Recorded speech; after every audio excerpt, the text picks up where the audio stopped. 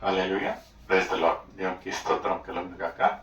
ఈరోజు 35వ రోజు శిలువ ధ్యానంలో దేవుడు మనందరినీ సజీవ లంకలో నడిపించిన విధానం కొరకే దేవుణ్ణి స్తుతిస్తూ ఈ యొక్క వాక్య సందేశంలో వెళ్ళకన ముందు ఒక చిన్న ప్రార్థన చేసుకున్నాం. మమ్మల్ని అతి మిక్కిలిగా ప్రేమించిన దేవానికి వేలాది స్తోత్రం ప్రభా. నీ యొక్క కృప, నీ యొక్క ప్రేమ ద్వారా ప్రభా ఈ యొక్క 35వ రోజు శిలువ ధ్యానంలో మమ్మల్ని నడిపించిన విధానం కొరకే స్తోత్రం.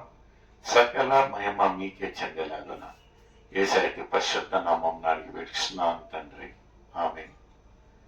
స్తోత్రం. ప్రియమైన సోదరి సోదరులారా, ఈరోజు 35వ రోజు శిలువ ధ్యానంలో యేసయ్య ఏ రీతిగా మనల్ని మన ఒక ఆత్మీయ జీవితాలను బలపరిచేదానికి ఈరోజు అనుగ్రహించిన ఒక అంశం ఏముంటున్నదంటే శిష్యుని గురి ద్రోహం, అంటే ద డిసొబీడియన్స్ ఆఫ్ డిసైబుల్స్.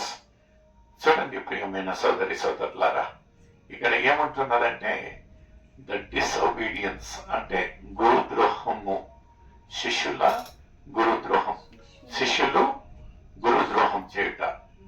ఇక్కడ మనం చూసినట్లయితే ఎన్నో మార్లు ఈ యొక్క శిలువ ధ్యానాలలో మనం ఇంకా దేవుడు పదే పదే ఏదో ఒక రీతిగా ఏదో ఒక వర్తమానం ద్వారా ఏదో ఒక దైవ సేవకం ద్వారా ఏదో ఒక అంశం ద్వారా మనతో పదే పదే హెచ్చరిస్తూ మాట్లాడుతూ మన ఒక ఆత్మీయ జీవితానికి బలపరిచే ఒక అంశాలు, బలపరిచే ఒక వాక్యాలు చెప్తుండగా మనము అక్కడ సీమితంగా ఇన్నంత వరకు మాత్రమే, ఆ తర్వాత వాటిని మన ఒక జీవితాలలో వాడడం చాలా కష్టం.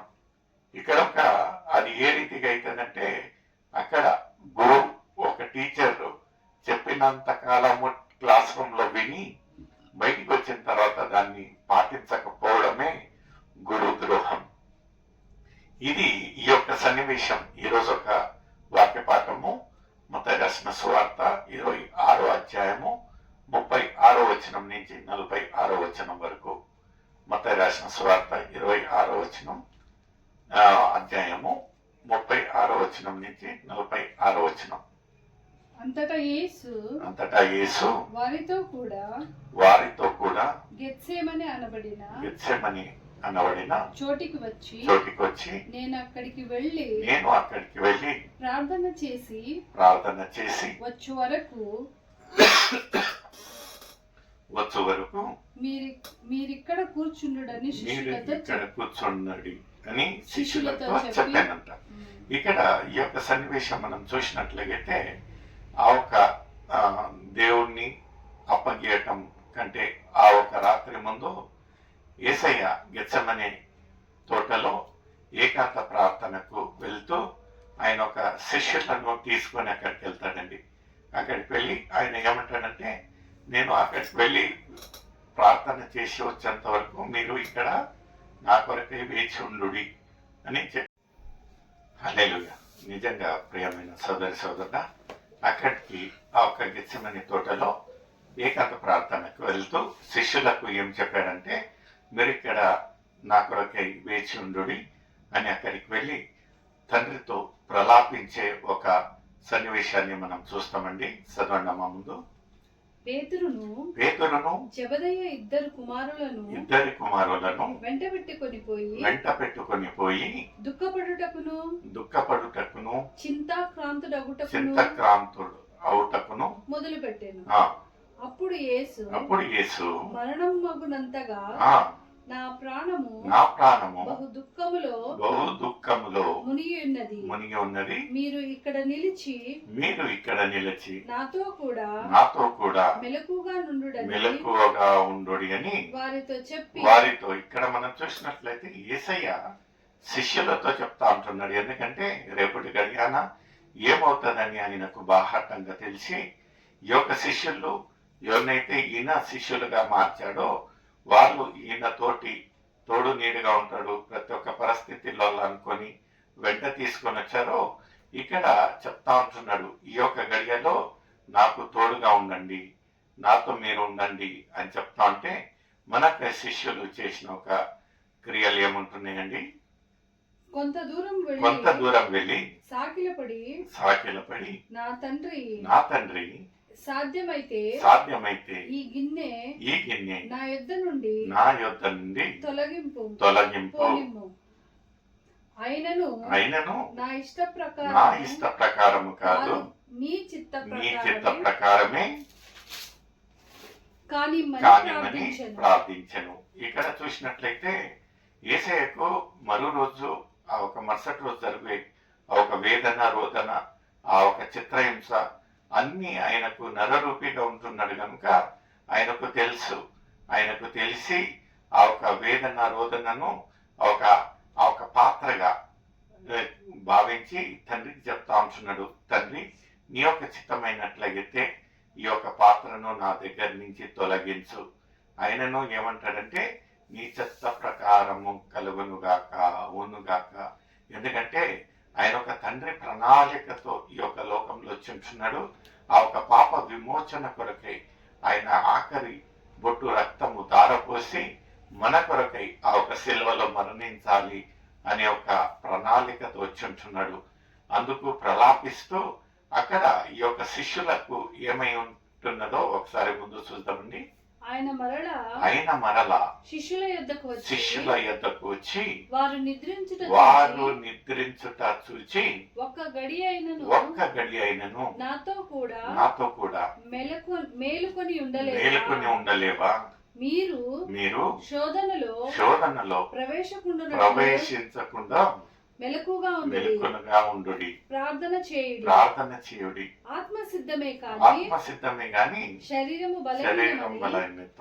పేతురుతో చెప్పేది మరలా రెండవ మారు వెళ్ళి నా తండ్రి నేను దీనిని త్రాగితేనే గాని ఇది నా యొద్ద నుండి తొలగిపోవుట ఇక్కడ చూసినట్లయితే మనకు ఇంకా పదేగా చెప్తా ఉంటున్నాడు. ఈ యొక్క 40 రోజుల శిలువ ధ్యానాలలో ఒక్క గడి అయినను నా కొరకై మీరు ఉంటా ఉంటున్నారా? నేను చెప్పిన రీతిగా మీరు ప్రవర్తిస్తా ఉంటున్నారా? మీ యొక్క ఆత్మీయ జీవితాలను రూపించుకుంటా ఉంటున్నారా అని ఆ రోజున ఆ ఒక సిలువల్లో ఆ ఒక శిష్యులకు చెప్పిన మాటలు ఈ రోజు యేసయ్య నీతో నాతో పలుకుతా ఉంటున్నాడు. ఈ రోజు మనము 35వ రోజు శిలువ ధ్యానం వరకు పదే ప్రతిరోజు ఏదో ఒక రీతిగా యేసయ్య మనల్ని హెచ్చరిస్తూ చెప్తా ఉంటున్నాడు. ఎలా ఉండాలి, ఎలా ప్రవర్తించాలి, మన ఒక గుణగణాలు ఎలా ఉండాలి, మన ప్రార్థన ఎలా ఉండాలి అనేది. అయితే మనం అవన్నీ విడిచిపెట్టి ఏమంటా ఉంటున్నామంటే యేసయ్య నువ్వు చెప్పిన అన్ని సరినే ఏమంటామంటే ఆత్మ సిద్ధమే గాని శరీరము బలహీనత. నిజంగా అలాంటి ఒక శరీర బలహీనతతో మనం ఉన్నట్లుగైతే దేవుణ్ణి అడుగుదాం, దేవుణ్ణి ఆ ఒక మొర పెడదాం. దేవా నాకు కావలసిన బలము శక్తి దయచేయండి, ఈ యొక్క శరీరము పైన ఆ ఒక జయం పొందడానికి నాకు మీరు సహాయం చేయండి. ఎందుకంటే ఇక్కడ రెండో మారుగా ఆయన చెప్పేసి వెళ్ళినను అక్కడ ఆ ఒక శిష్యులు మరలా నిద్రించాడు. అందుకని మూడో మారు అక్కడికి వచ్చి వాళ్ళకి చెప్పి తర్వాత ఏమంటాడంటే పర్వాలేదు, ఇంకా మీరు మీ యొక్క అలసట తీర్చుకొనుడి.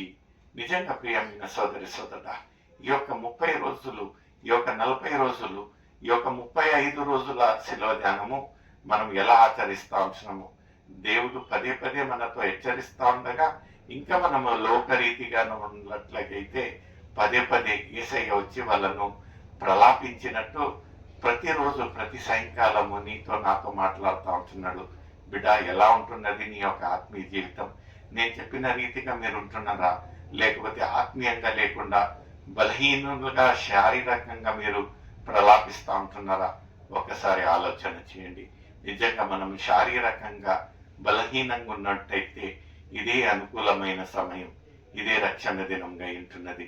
నిజంగా ప్రియమైన సోదరుడా, మనల్ని మనం దేవునికి సమర్పిస్తాం, దేవునికి అప్పగిస్తాం. దేవుడు మనల్ని బలపరుస్తాడు. May God bless you. Thank you very much. Sing unto the Lord a new song, because the kingdom of heaven belongs to the kids. Praise the Lord. Greetings to you all in the matchless name of Lord Jesus Christ. As you all know that His Grace Ministries have conducted Singing Competition Season 1 and Season 2. It's a good news for all the kids aged between 4 years to 13 years because His Grace Ministries are launching Kids Special Singing Competition. All the details will be provided to you all if you all contact us. Registration fees for group is 500 rupees and solo 200 rupees.